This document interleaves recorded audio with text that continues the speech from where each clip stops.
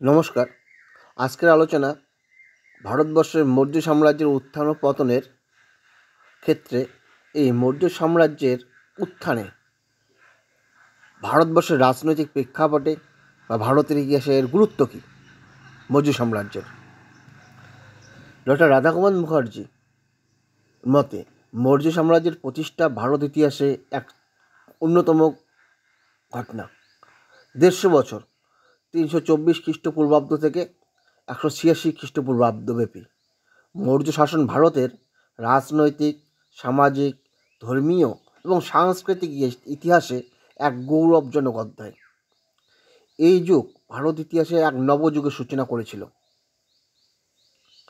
যেমন রাজনৈতিক ইতিহাসের ক্ষেত্রে যদি বলা যায়, আমরা বলি মৌর্য রাজারাই সর্বপ্রথম ভারতের অসংখ্য ক্ষুদ্র রাজ্যগুলোকে ধ্বংস করে ভারতের এক বিস্তীর্ণ অংশে রাজনৈতিক ঐক্য প্রতিষ্ঠা করেন। তাদের হাতেই সর্বপ্রথম ভারতের জাতীয় ঐক্যের সূচনা হয়েছিল। মৌর্য শাসকরাই ভারতের উত্তর পশ্চিম সীমান্ত সিন্ধু ও পাঞ্জাব থেকে গ্রিকদের বিতাড়িত করে ভারত থেকে বিদেশি শাসনের শেষ চিহ্নটুকু লুপ্ত করেছিলেন। ডক্টর স্মিথ বলেন, মৌর্য বংশের অভ্যুত্থানের ফলে ভারত ইতিহাস অন্ধকার থেকে আলোকের পথে যাত্রা করেছিল। এই সময় থেকেই ভারত ইতিহাসের সাল, তারিখ, কালপঞ্জি এবং বংশানুক্রম মোটামুটিভাবে সুনির্দিষ্ট, স্পষ্ট, স্বচ্ছতাভাবে জানা যায়। বিশাল সাম্রাজ্য প্রতিষ্ঠার সঙ্গে সঙ্গে পুরনো শাসন ব্যবস্থা অচল হয়ে পড়ে।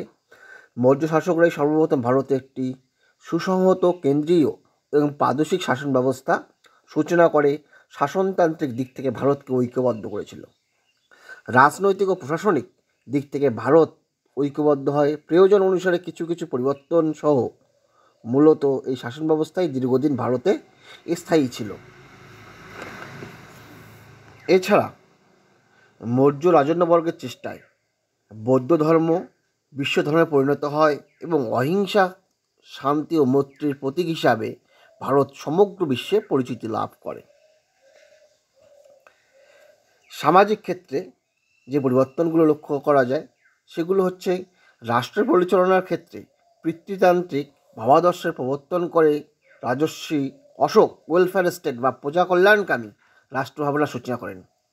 বহির্ভারতের বিভিন্ন দেশের সঙ্গে মৌর্য সম্রাটদের সম্পর্ক স্থাপিত হয়। চন্দ্রগুপ্ত মৌর্য ও বিন্দুসারের সঙ্গে বিভিন্ন গ্রিক রাজাদের সম্পর্ক স্থাপিত হয়েছিল। সামাজিক ক্ষেত্রে আর্য অনার্যদের মধ্যে যে পার্থক্য ছিল তা মৌর্য যুগে ধীরে ধীরে বিলুপ্ত হয় এবং সমাজ ব্যবস্থায় এক গুণগত পরিবর্তন ঘটেছিল। আমরা ধর্মীয় ক্ষেত্রে যে পরিবর্তনগুলো লক্ষ্য করি সেগুলো হচ্ছে গিয়ে, রাজর্ষি অশোক বিদেশে ধর্মবিজয়ের কাজ সম্পূর্ণ করেন।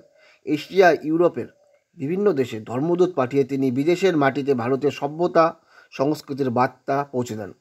বিদেশের শান্তি ও মৈত্রীর বার্তা প্রচার করে বৈদেশিক সম্পর্কের ক্ষেত্রেও তিনি এক নবযুগের সূচনা করেছিলেন। এবং সাংস্কৃতিক ক্ষেত্রে যে পরিবর্তনগুলো লক্ষ্য করা যায় তা হলো, শিল্প, স্থাপত্য, ভাস্কর্যের ক্ষেত্রেও মৌর্য যুগ এক নতুন অধ্যায় সূচনা করে। কে.এম. পানিক্কর বলেন যে 150 বছরের মৌর্য শাসন যে সভ্যতা, শিল্প, সংস্কৃতির উন্মেষ হয় তা ভারতকে সমকালীন যুগের এক অন্যতম শ্রেষ্ঠ রাষ্ট্রের মর্যাদা প্রদান করেছিল। ধন্যবাদ।